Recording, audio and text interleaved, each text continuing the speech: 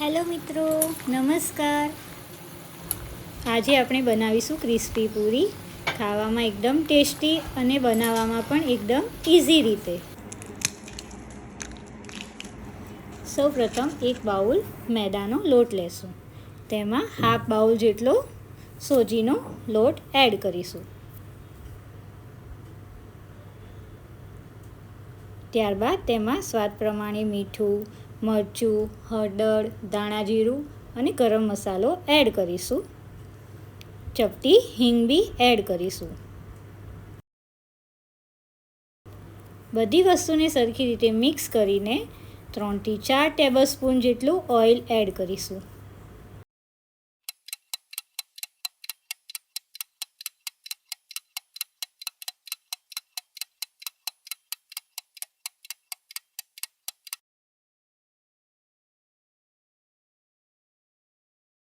ત્યારબાદ તેમાં થોડું પાણી એડ કરીને આપણે પૂરી માટેનો લોટ રેડી કરી દઈશું.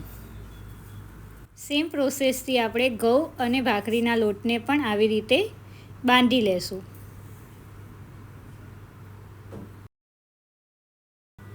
ત્યારબાદ એક આવી રીતે મોટી રોટલી જેવું વણી લેશું.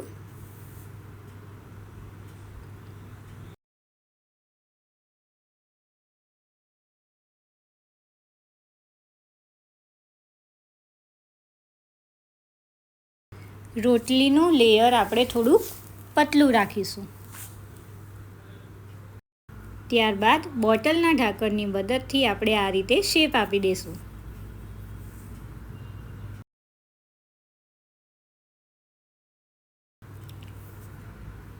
બધી પૂરી આપણે આ રીતે રેડી કરી લેશું. એકવાર આ રેસીપી ટ્રાય કરવાનું ભૂલતા નહીં. નાના બાળકોને આ રીતની યુનિક પૂરી ખાવાની મજા આવશે. સો એકવાર જરૂરથી ટ્રાય કરજો. ત્યારબાદ પૂરીને આપણે ફ્રાય કરી લેશું.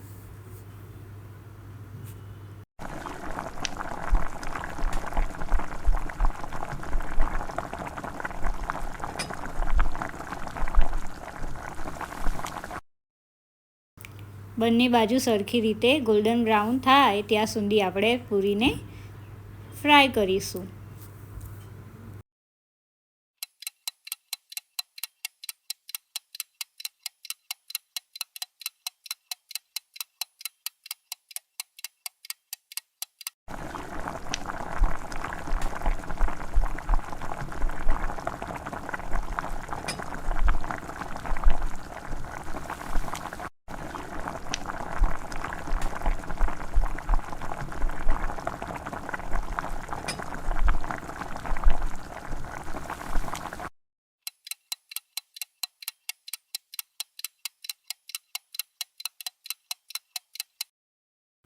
વિડીયો ગમે હોય તો લાઈક કરવાનું ભૂલતા નહીં.